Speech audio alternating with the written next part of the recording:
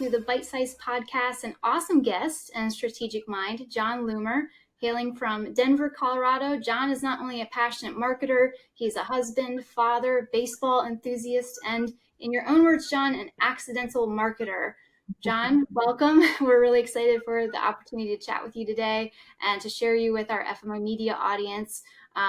This is really exciting for me because I've been following your email and your blog for quite some time now, and I've really appreciated the guidance and all of the valuable content that you've been giving freely to everybody along your journey. So I know we're going to cover a lot of those topics with regards to advertising and video content, but you described your business as evolving over the years, and you've got a really cool journey that I love for you to maybe give a background on for our audiences and talk a little bit about your development as a digital marketer. Yeah, it's a longer story every day. I mean, so I was laid off about 12 years ago now and just passed the 12-year anniversary. I actually had done some pretty cool things before then. I worked for the NBA for a few seasons, overseeing their fantasy games. And honestly, that was my first exposure to Facebook. So that was 2007. We partnered with Facebook when there were 50 million people on the platform. Ended up taking a couple of jobs after that, unfortunately, where I got laid off. And then I was like, okay, I'm not gonna get laid off again. I started a website,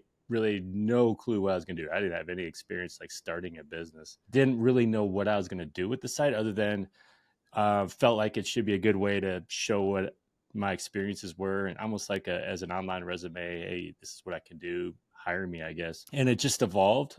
Just started writing because I had nothing better to do. And I started building my brand 12 years ago. Building a brand looked a lot different, using Facebook and Facebook ads to do that. And so I say quickly, but within about a year or so, my niche became pretty clear that it was going to be Facebook ads and then advanced Facebook ads. I say accidental, yeah, because marketing isn't really something, it's not. I was a philosophy major in college. I was not looking to be a business owner or a marketer. Probably a good example of my comfort level with sales is one of my first jobs was as a telemarketer, and I was the worst telemarketer you could possibly be. But so anyway, I've been doing this for about 12 years now, but it's constantly evolving, especially now. I think one of the lessons I learned, I kind of took for granted how quickly and easily everything came together 10 to 12 years ago, and built something I never dreamed I could have built, and then was able to spend a lot of time with my family and watch my kids grow and coach their baseball teams, and just kind of assumed it would all keep building and doing the things it would do, doing the things I always did. And it honestly did its job, giving me all that flexibility. Then my two oldest kids have moved on to college and beyond, no longer coaching baseball, which came at a really good time because within the last year, I've realized I need to take a different step, right? So now I'm moving much more into video and AI and all that good stuff, just doing all I can to remain relevant, which no one really warns you about when you start a business, that you have to worry about that 12 years down the road. I like to say it keeps us young. It keeps us young. Absolutely. Every twist and turn, we have to learn something new. Yeah, it's good. And it's good too, right? I say that's why my niche in Facebook ads was so easy in the first place. Like, people always needed me because things were always changing. So it was confusing, and it's good to have something that's confusing, but you also have to stay ahead of the curve and understand what's going on with that to clear up the confusion for everybody else. Definitely. So let's start with some like meta basics, right? We have a lot of clients in the professional service industry, so real estate, law, and we manage a lot of their ads, but sometimes it's hard to understand what is working now compared to what was working even 6 months ago. So what would you say are a couple key points of what's kind of working on Meta today, or really what makes a successful Meta campaign overall? Yeah, so it's been a really interesting evolution over the last few years, and in a way it was started because of all the iOS 14 stuff and losing some tracking and attribution and whatnot, and then the explosion of AI, and Meta's really dove into that as well. So AI and automation. So building a campaign now relies a lot more on kind of Meta's black box. I say 5 to 8 years ago, when I really kind of, was building my brand the most for Facebook ads education, there's a lot of like micro targeting and all these steps to go through to make sure you get this right, whatnot. But now there's so much of trusting the algorithm. Like Meta say, hey, what do you want to accomplish? Okay, this is what I want to do. I want to get sales. And then you having to pull very few levers, and then it even finds your audience for you, kind of thing. That was something we were, I think people are still trying to come around to that. Like, oh no, I need to select interests. I need to put in a lookalike audience or custom audience. And the latest thing now is Advantage Plus Audience, which is basically, yes, you can give the algorithm some suggestions for a starting point, but otherwise it's going to use your pixel, conversion history, and prior engagement with your ads as its starting point for how it's going to target. And it's going to use pretty much the world or wherever you're targeting to go after people. And so that's a completely different approach, but it's likely much more efficient than what we've done in the past. I mean, when we talk about AI makes us more efficient. And this is something that's going to learn really quickly, knows things that we don't, to help us get better results. So I think that's been the biggest shift over the last year or so. When it comes to AI, and especially for us and our team using it, one of the mindsets that we're constantly reminding ourselves is trust, but verify. So in some situation like that, where you are trusting that the algorithm is going to choose and pull the right kind of targeting for you, how could you verify that it's actually working the way that you need it to or want it to? Truthfully, it's kind of always been that way. Facebook ads too, right? There are still weaknesses in the algorithm and the optimization, because essentially you tell Meta that you have a certain goal, and its entire focus now is giving you as many of those things as possible at the lowest price. So that's not necessarily problematic if you say, hey, I want sales, because if it can get you a bunch of sales, there aren't like accidental sales or something, right? But if you tell it, I want to get leads or engagement or link clicks or something else, it could find weaknesses where like there's say bots or just people who just click on everything, and it can get you a whole bunch of those people and think, hey, you should be happy you have all this stuff that you said that you wanted, but you assumed that they would do other things that they never did. So yeah, it's always a matter of, number one, if something seems too good to be true in your results, it probably is. Definitely seen that. But number two, like, it's easiest to verify, I think, when you're optimizing for some type of conversion, especially a purchase, like what's actually happening on the back end, use UTM parameters, things like that, and just make sure that, yeah, okay, they say that I've got 100 sales, we've only had 10 in the last week. That's not possible. Yeah. That shouldn't happen. That's usually an issue on your end that you have it set up wrong. But yes, you should always verify. When you talk about AI, just generally, it's funny because I have a chat bot on my website now. It's trained on my content, and people take it really literally, like this knows everything, this thing, right? They ask it the most specific questions to their business, and they get a really convincing answer. And I want to reach out and tell them it's probably not right, but they go down that rabbit hole with it. And that's the kind of thing, you got to remember, AI can be a great resource, but yes, verify, please. Great advice. I think we've definitely seen that in other areas too, whether you're using Grammarly or ChatGPT to help either inspire your campaign or strategize for a campaign, and it will give you really good information or a good launching point, but it is what you put into it and what you get out of it that matters. And that's something that we definitely encourage our team. It's not a copy and paste type of job. You really want to keep the cognitive thinking going on your end and know that it is good for efficiency and scaling at the same time too. We were looking at your website and looking at the chatbot. We didn't actually test it out, but now I'm curious what happens when I test out your chatbot with some additional heavier questions. But I am curious, what was the inspiration or the impetus for building that out, and what's your goal with that chatbot overall? How do you see it helping you build that efficiency or scalability? I mean, I think ever since ChatGPT came out, and, made this big splash, I've been thinking about, what are the ways that I could leverage this technology? I still haven't bought into like, I'm going to use it to write stuff for me. I enjoy the writing process, so I don't really want it to write stuff for me. I don't even use it for headlines and summaries and stuff. I just don't see that stuff as being difficult. But for me, I think like ChatGPT, first of all, is like really good for generating ideas for topics, just ideas, right? It's not like, oh, you told me these 10 things, I'm going to write about these 10 things. Just idea generation. But in terms of like, okay, how can I use it so I can provide more value? So I immediately thought of like my website. Well, what's the biggest obstacle? My website was started 12 years ago. There's a lot of content there, and I think the biggest challenge is people don't realize how much content's there, and also, okay, maybe they do know, it's how they find the answer that they're looking for. And there is a messenger widget on there, so they can message me and message my team, and we'll give them an answer, but you're not going to get a immediate response. So what if you could get somebody an immediate response from a bot that is trained on my content? And then I have to be very careful. Like, obviously something I wrote 10 years ago isn't as relevant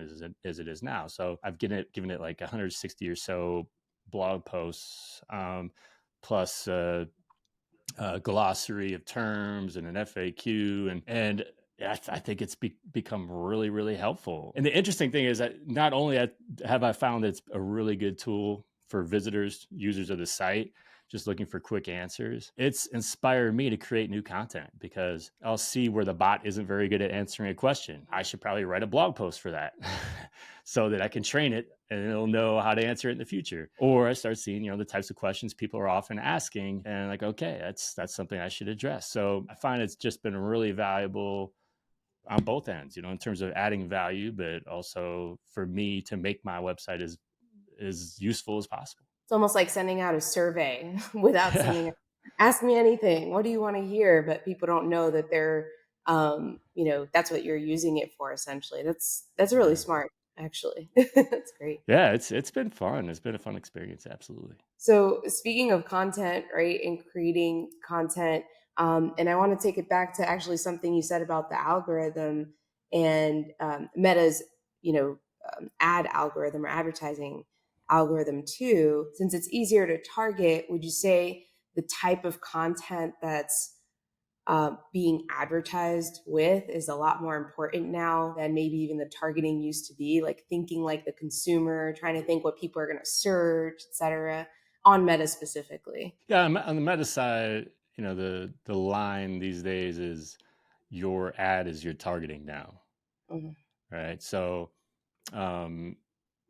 basically, who is engaging with your ad? And if you create something that is like a meme that anyone's going to engage with, that's going to kind of confuse the algorithm. So if you need to speak directly to your target audience, you want it to be something that people who aren't your target audience will ignore and don't care about. You want to focus on a very direct group that inspires an action from that direct group, so that then the algorithm can learn from that. So yeah, it's been a bit of a shift. Like I said, I'm an accidental marketer, so I'm not big on sales and the sales copy and stuff like that. And I love the levers and the tools and knowing how everything works and the strategies and the stats and the metrics, all that stuff. So this shift to the ad hasn't been as easy for me, the ad itself, as opposed to everything behind it, because I kind of enjoyed picking out that target audience. And now it's like, okay, we got to speak to who our target audience is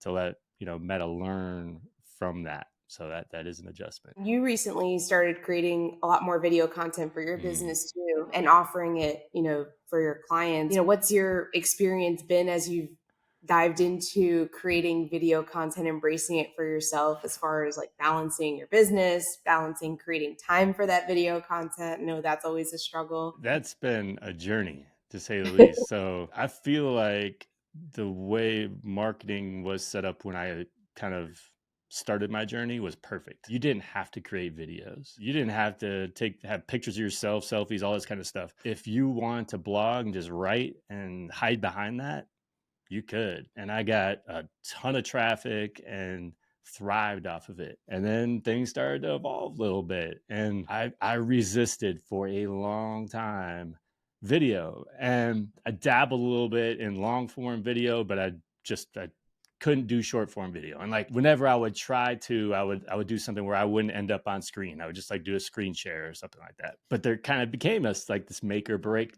moment last summer where I was like, I got to do something different. This isn't working. And completely committed to short form video. It's almost a year ago now, September 30th. Like everybody else who hasn't got into it, I was so intimidated by it because I'm like, what am I going to talk about? What I got to do about my lighting, the camera? I don't know how to edit. And like you jump into like TikTok or something, like these editing things in there, and like, what is this? I just embraced the fact that I was going to create some really bad videos. And I think that's what you have to do. So my first video was, this is going to suck and that's okay, was pretty much the way I started it. And then I just created a whole bunch of videos. Like I created 70 in October, and, went through the rest of the year publishing almost every single day. And then this year I've published at least one video every day so far this year. And that's the plan, to finish out the year every single day. So the key to it is that it is that commitment. There are certain things we decide every day that we are going to do. We don't just, I don't have time for it. I'm not going to do it. And I think that's the mistake a lot of people make with content, whether it's video or blogging or something. It's like, if you don't get that immediate feedback and the results, it's really hard to stay motivated. So for me, it's just all been about, it's part of the journey. Like it's nice when I get a bunch of views and comments and stuff like that, but that's not the primary focus here. It's kind of the long-term impact, knowing that the views I get today are going to be way better than what I did a year ago, because I wasn't even doing it a year ago. It's all part of my process.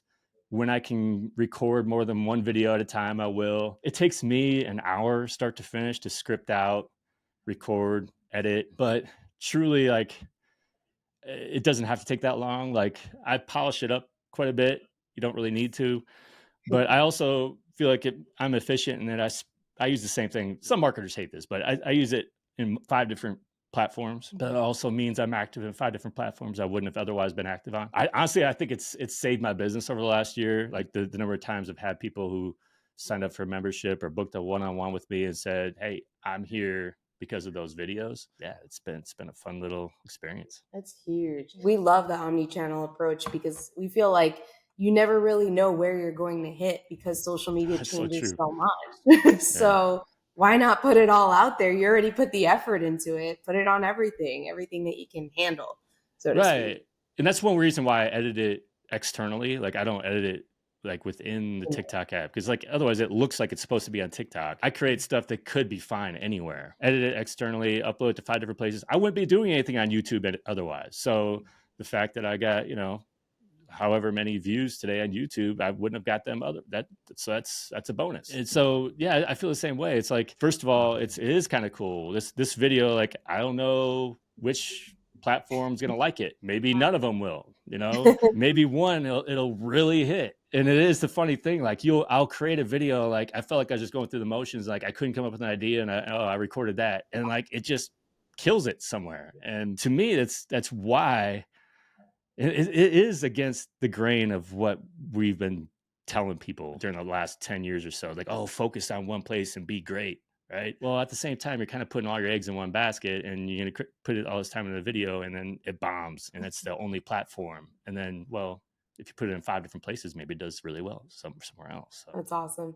Well, I actually was curious too about some misconceptions and wanted to see what some of your thoughts were on, speaking of video and creating content, right? We have a lot of organic reach that people are looking to get within video. So even if they are getting great traction with their content, why does somebody need to run a paid media campaign sooner rather than later, right? Like why not wait a year to start running some ads on Meta? Running ads will always accelerate the process. I think the biggest issue creating videos early on, especially if you're new to it and you hadn't like really built a brand before, you're publishing to crickets. Like no one, you're gonna get close to nothing. And so I actually ran TikTok ads in the very beginning. Honestly, it was good for my ego to actually see some engagement and some new followers. And even though it's probably a bunch of crap, like those first 3,000 followers or so, I'm sure that pretty much came from ads. It kind of helped me push through, honestly, because it is hard when you get nothing. I think we kind of overestimate what we should get out of organic. I go back to way back in the day. I still remember where people were freaking out that only 16% of our followers or fans on Facebook saw a single post. And that came down to 8%, 4%, 2%, whatever. It's a fire hose out there. And you've got to do something to stand out. That's not always going to happen. So using ads to reach more people and accelerate that process is the next thing. And like, you could do them both, right? So I'm hoping to reach people organically, but I'm also running ads to help reach some people I wouldn't have otherwise reached, who may also end up following me as well, who may also end up seeing my stuff more organically in the future. So it's all part of a process. I was seeing a dip in my engagement with Facebook Reels. So I've started running some ads over the last couple of months, just promoting my Facebook Reels to my Facebook audience. And naturally now that has picked up again. So it's just all part of a process. I like that you say that, because we talk with our team and with our clients about how content is your kingdom, but reach is power. And that everything that you just described is a really good reminder of that too. I like that you use the word accelerate as well, because just because you're running paid media doesn't mean that it's going to be an instant overnight success. Right. And that takes time as well. And that brings me to the set it and forget it. And we sometimes have to remind people that it takes management and checking in and fine tuning, and you don't want to just create an ad and let it run all on its own either. Or do you? What is your thought on that? Well, there's middle ground, right? Like, I think some people touch their ads way too much and tweak things. And like, if it's not working today, they're going to turn it off. Or if, they're constantly making tweaks to it, which sends it back into a learning phase, kind of starting over and figuring things out. As long as something's working, run it, right? So there are certain things that can be a little bit more evergreen, as long as it will always be feeding in a fresh audience. For example, any kind of like abandoned cart scenario where you have an ad that's only reaching those people who like hit a landing page but didn't convert over the last few days, not very many days. It's always going to be a different audience unless someone keeps going back to that landing page for some reason. And so that's something that you can kind of set and forget, but you're also not going to waste very much money on it. So for everything else, I mean, Meta's not going to just say, hey, it's not working anymore, we're going to stop spending your money. If something stops working, you need to watch it, to turn it off, lower your budget, do whatever you got to do, and then try something else. What's the biggest indicator when it comes to a Meta campaign to see, especially if it's an awareness campaign, or lead generation might be a little bit more obvious, but what are you looking for to know that something's not working or that it needs to be revisited? Yeah, the awareness side is a little bit more difficult, right? So because then it's the only thing that's being shown is your results, is how many people are you reaching on a daily basis. So for everything else, it's easy. It's like, what is my cost per desired action, whatever that is. And if that's now no longer profitable, we got to stop doing that. So otherwise, if it's truly awareness, where it's like your measure of performance is reach, then at that point it's okay, is my frequency now high? You also kind of like monitor the comments and stuff you get. Like, am I getting positive feedback there? You can also add columns to your reports to see what other actions you're getting. I'll do this, for all of my campaigns, even if it's not something that's optimized for a sale, especially if I'm sending people to my website. I have custom events that fire there. Like, how long are they spending on the page? How are they scrolling? Are they clicking multiple pages? Are they playing an embedded YouTube video? Like, you can still measure that they're doing other things as well, as long as there's something that you're like, okay, that's valuable, keep it going. But I think for the most part, when it comes to awareness, you want people to be aware of you. I mean, look at your costs involved. So your primary focus at that point is CPMs. And if it's going really high, I mean, you're reaching fewer people as well. So at that point, you may want to start over. What's your least favorite ad placement? Or, the misconception is that all ad placements might be equal, but I do think that it kind of depends on some of the audience that you're looking to reach, I'm sure. Yeah, But yeah. what's your So there is a point where we can overcomplicate it, because if you optimize for a purchase or conversion of some sort, the algorithm sorts it out, right? So there was a time where it's like, oh, just use newsfeed, whatever. These other placements aren't very good. The problem is when you do that, you're forcing the algorithm to only use the most expensive placements. It's going to be too expensive, more than likely. If you're optimizing for a purchase, use all placements, because more than likely certain placements won't be used anyway, because the algorithm is going to learn pretty quickly that it's not getting what you want out of it. What you got to watch out for is where there's weaknesses in certain placements. So for example, if you're optimizing for a link click or landing page view, audience network is the devil, because basically what that is apps monetizing themselves with Facebook ads. And whether it's click fraud because they're trying to monetize themselves, or accidental clicks because of the way some of those ads just pop up, bots, who knows? Whenever you get a refund from Meta for your advertising, 99 times out of 100 it's because of audience network and something that happened there. So when you optimize for a link click or landing page view, if all of a sudden you see results that are too good to be true because, oh, you're getting this amazing cost per click, break it down by placement. It's probably because of audience network. By itself, that doesn't necessarily mean anything. Go to your results like Google Analytics and whatnot. What are they doing there? Probably immediate abandons. You don't want that. That's not good. So audience network, when that's your optimization. Also, audience network rewarded video if you optimize for a through play. Once again, if someone is monetizing their website, if they offer like virtual currency or something in exchange for watching videos, you're going to get a lot of people watching to the end of their video. That was just so they could get that virtual currency. Like they don't care about that thing that you're offering in your ad. And what happens is, in this example too, is you're going to see results that are too good to be true. It's like, this is what I was noticing. I remember when I first discovered rewarded video, is I was getting more through plays than people reached, which is crazy, right? I mean, that doesn't happen. So a through play is like you watched at least 15 seconds of a video. So basically what was happening is I was reaching even people multiple times, and they were watching to the end, or watching at least 15 seconds, but they weren't doing anything else. They were just watching for that 15 seconds. a really good video?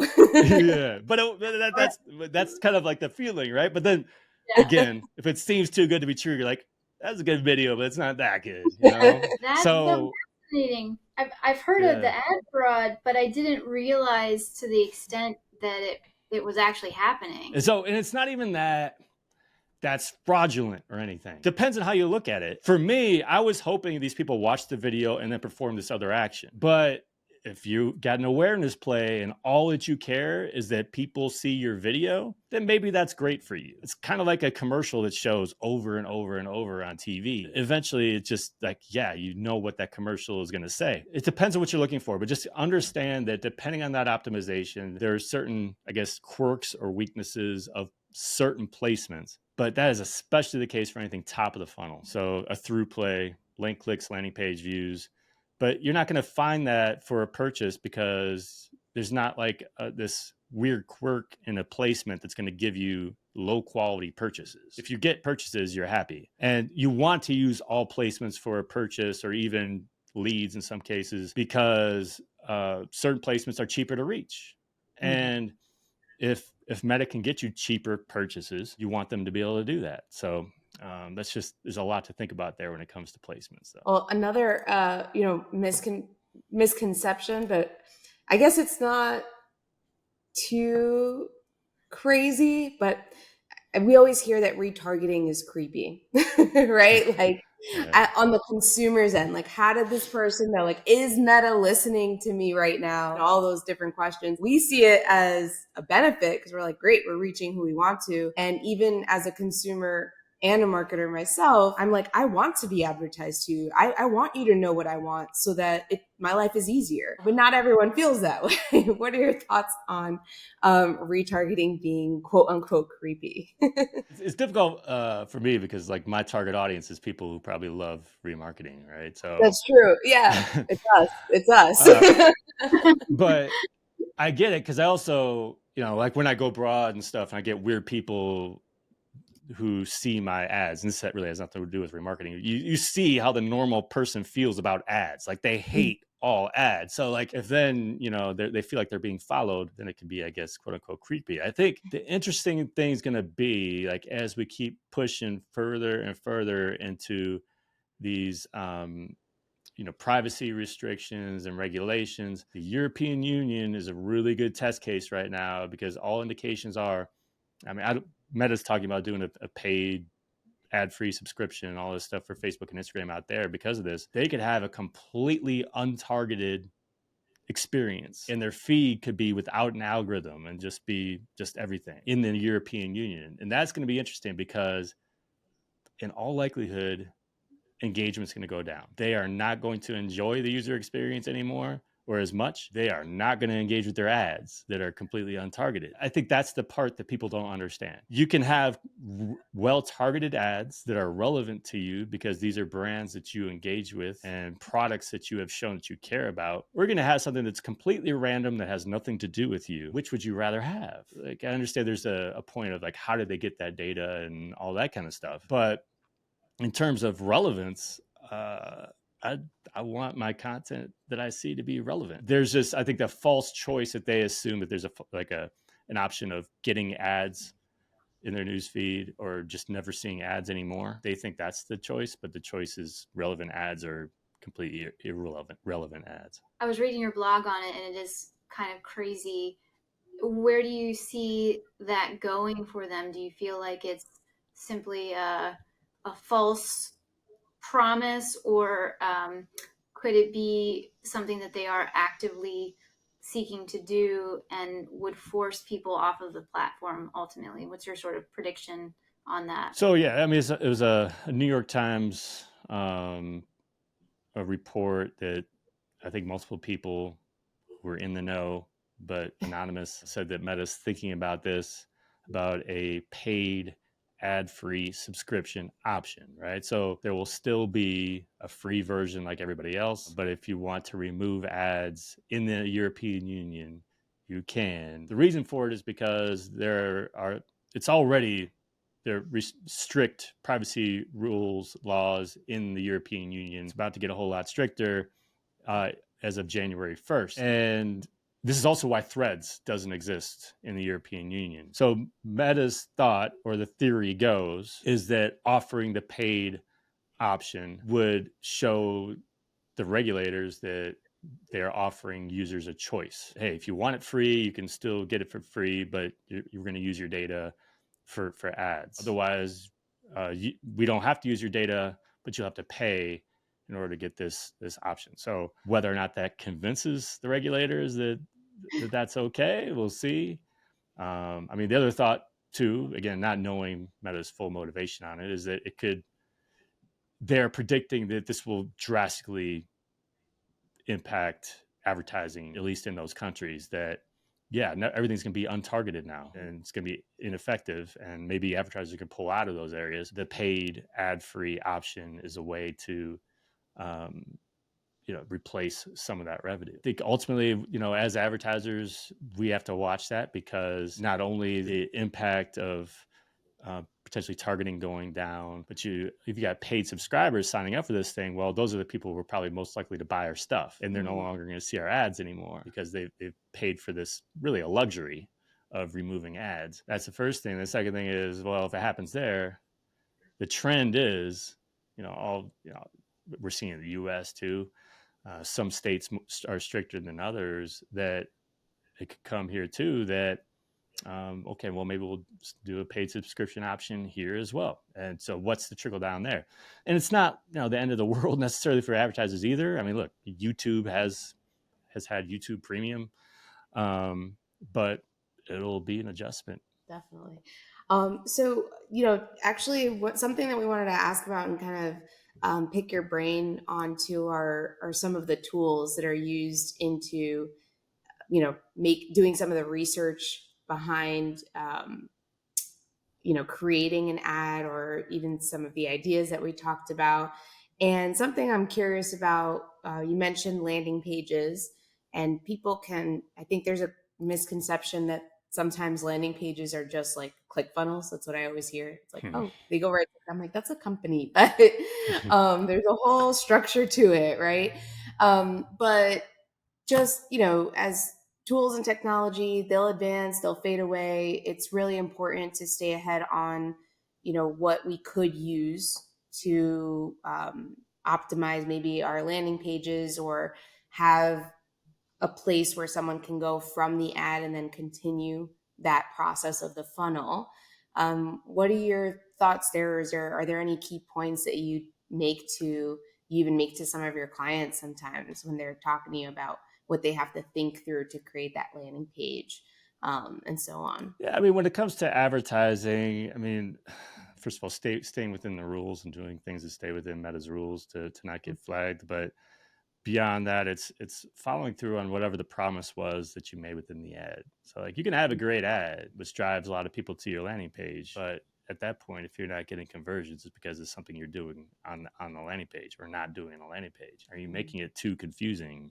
Are you giving them too many options? Is the technology bad and it takes forever to load? Some of this is going to be on the evaluation of metrics on that side too. I mean, you could have a great click-through rate. Like, too many people look at click-through rates, I think, as a measure of the ad, but really the landing page is the extension of the ad. Really not stopping there with the ad and making sure that everything is optimized there, that the messaging is consistent, the creative is consistent with everything that they just saw. You follow through on whatever promise that was made. You make it as easy as possible to streamline them through that. And now the tools that you use, man, my website is custom built, so I don't, I'm not using ClickFunnels or anything like that, but it's a matter of, monitor. You can also have like A/B split tests of landing pages, and I can't even tell you what tool we use for those A/B split tests of those landing pages to see what works better than another. But whether you do it that way, where you split test it internally within your website, or you create multiple landing pages that you send your ads to see, what is most effective. Be careful as well about, watering down your results with too many options, especially if you have a low budget. Probably too many levers to pull, honestly, to think about. Definitely. I like that you said, at the end of the day, it's an extension of the ad. So we still need to think about it in that way. If we are offering, a guide or something for someone to download and take them to that next step, there's not always, it's not always the sale. It might be the step before the sale, so to speak. If someone has maybe a lower budget or just a different goal, right, that they're looking at. So that's really important. Yeah, and with the leads, that's a good point, because it's like, what can we do to make this as easy as possible for them, while also making sure this is a quality lead for us. I think the other challenges we're facing are deliverability with email, right? So, they opted in for this thing. Great. That's awesome. Now we try to email them and they never get it. So part of that's in the landing page, and like, maybe it's they've completed the lead and now they take another action, like, okay, now book this appointment so you could talk to a sales rep or something, as opposed to in the past we would email them so they could then click that link and book the sales rep. So that's a continuation there. There are also ways of like, okay, you've the gated content for lead form. So now we're not even sending people to our landing page anymore.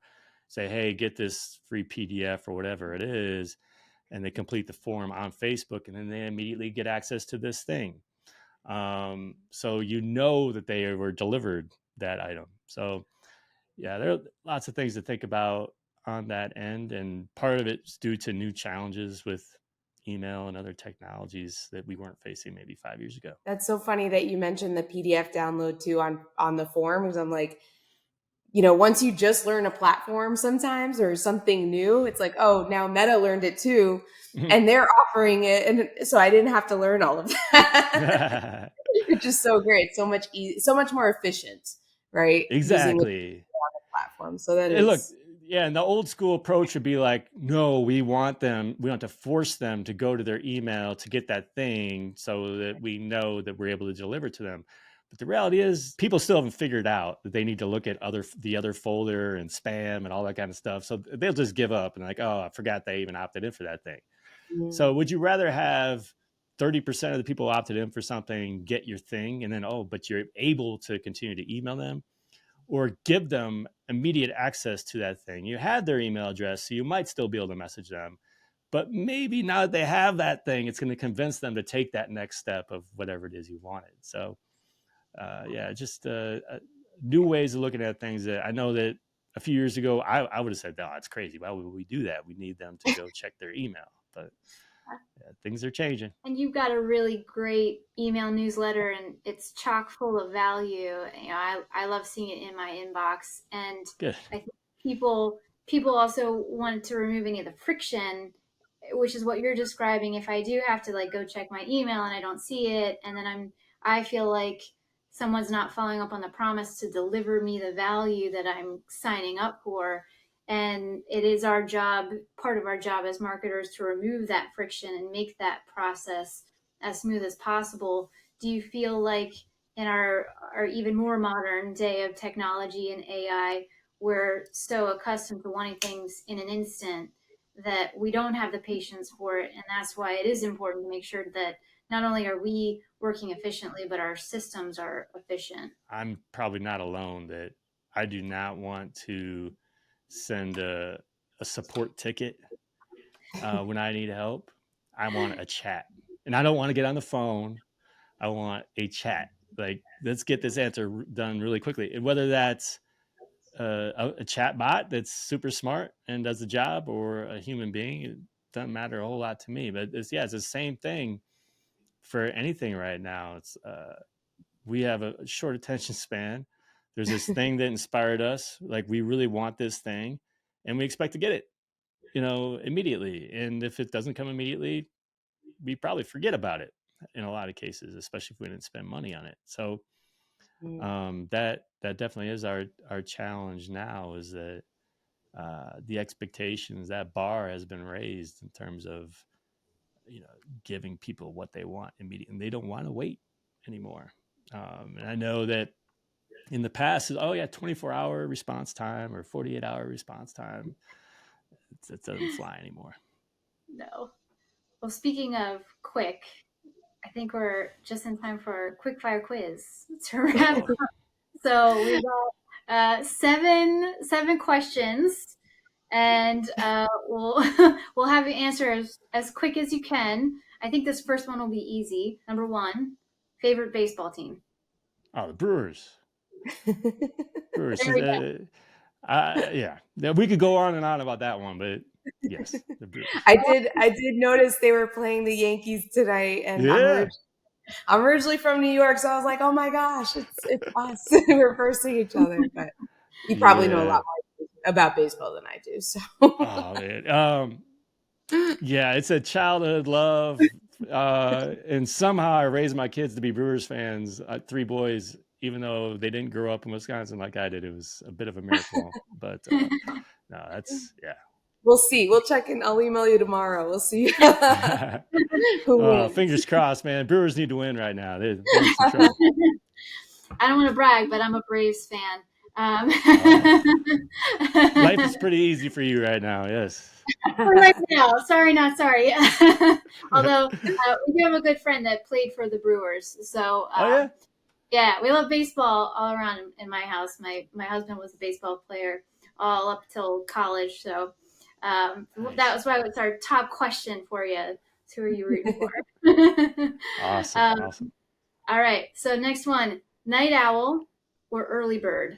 Which do you prefer? Oh, yeah, a night owl. If I had a preference, I still try to shut it down, by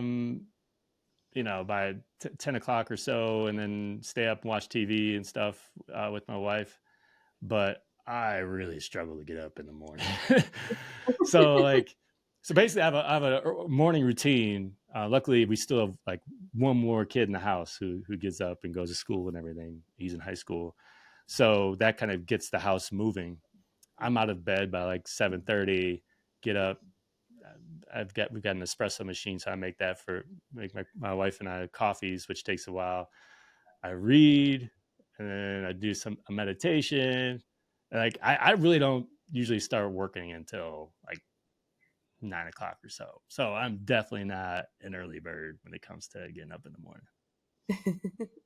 I feel like That's I don't want to speak for all of us, but a lot of us marketers are night owls, and maybe it's because it's quiet and I we think can. that's a big part of it. And it almost feels like there's more motivation to like, oh, I didn't get this done. I need to get this done today, kind of thing. And yes, now once it's quiet, uh, it's easier, fewer distractions, maybe. I don't know. I feel like I can't really make that excuse. It's pretty quiet in my house I during was the gonna day. say that's my excuse too. Yeah, I'm gonna go with that. I'll back you up on it, John. yeah. Now this is a hot topic whenever we ask this, but Mac or PC? I mean, I've got everything that's Mac. I've got Yes. I'm on a Mac right now. I've got an iPhone. I've got an iPad sitting over here. Yeah, we converted to everything. I don't know, 7, 8 years ago. It's all Apple stuff. We're on the same team here then. Yeah. It's just easier. Like when you think about friction, it all integrates Yeah, so seamlessly that it's just nicer. All right, Mel, yours is next. absolutely. Dogs or cats? Oh, dogs. It's Yay. funny. I've only had dogs who hate me, but I still love dogs. I love everybody else's dogs. But like cats, like you're not friends with a cat. Like cats just want to be off by themselves. Like They're I've long dreamed of this like the ideal of having that dog who like follows you around and just wants to be around you all the time. I think once all of our kids are out of the house, I've got to find that dog.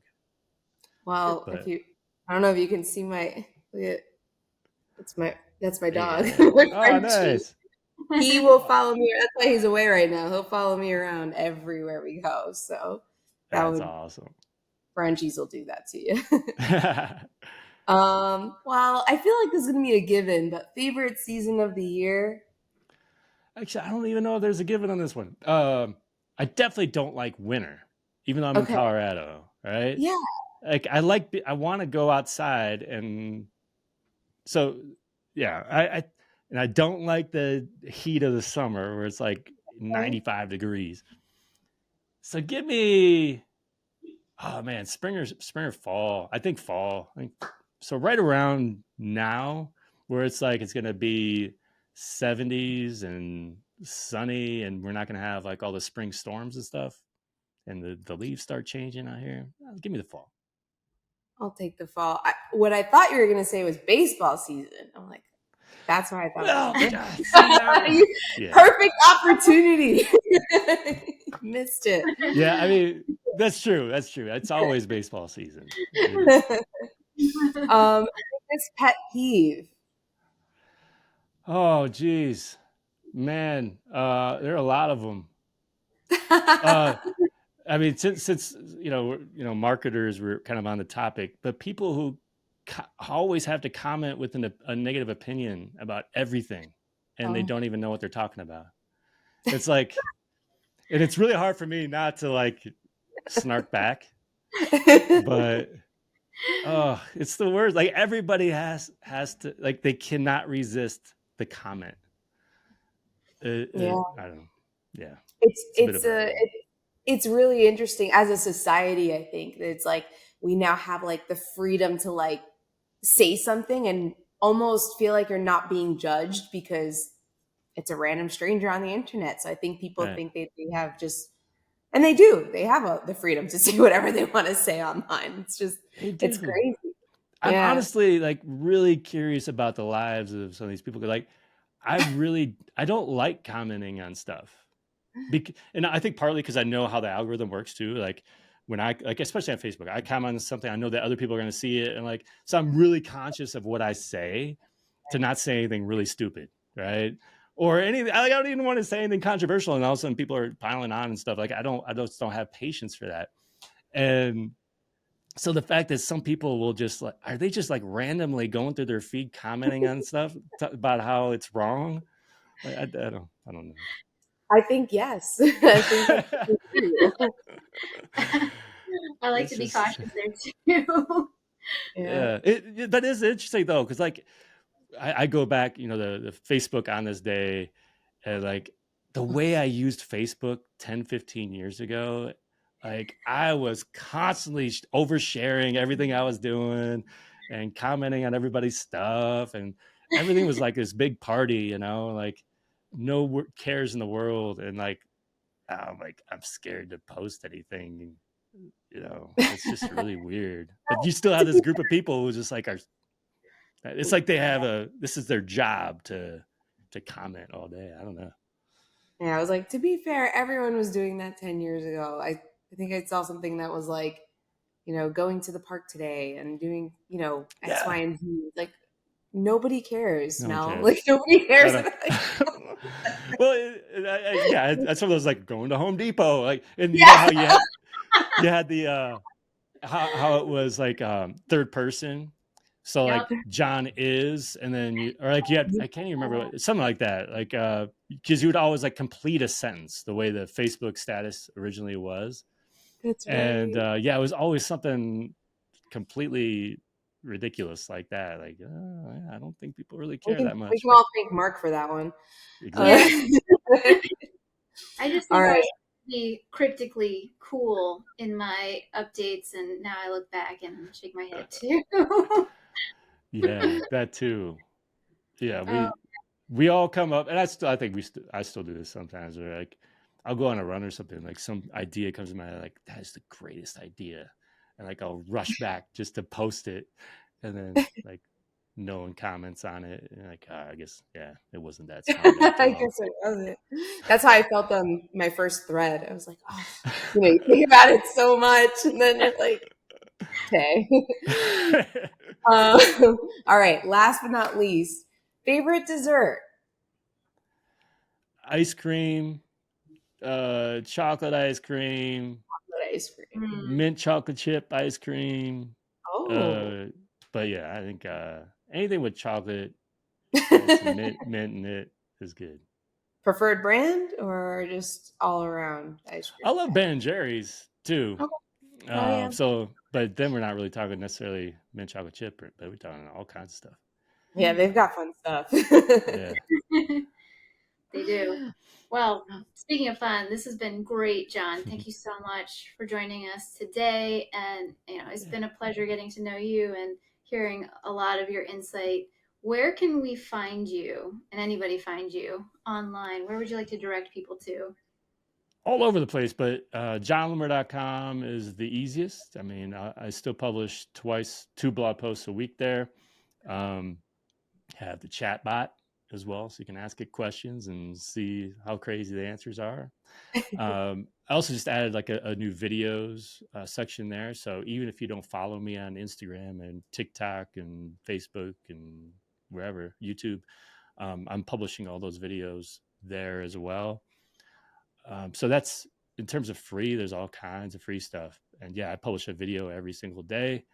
And I also have a paid community too. So jonloomer.com/PHC to learn about the Power Hitters Club. It's something I've been doing for the last 9 years. So, yeah. Love it. Awesome. The baseball theme too. It's really Of great. course it is. Yeah, Yeah. you got to. Well, John, Yeah. thank you again. We're going to post all of your info in the comment on these videos too, so that people can follow you, get to know you even better, and make use of all that valuable content, maybe even be a part of that club as well. So Awesome. thank you. Yeah, and thank you everybody for tuning in. It's always our pleasure. Stay tuned for the next episode where we dive into some bite-sized strategies and beyond.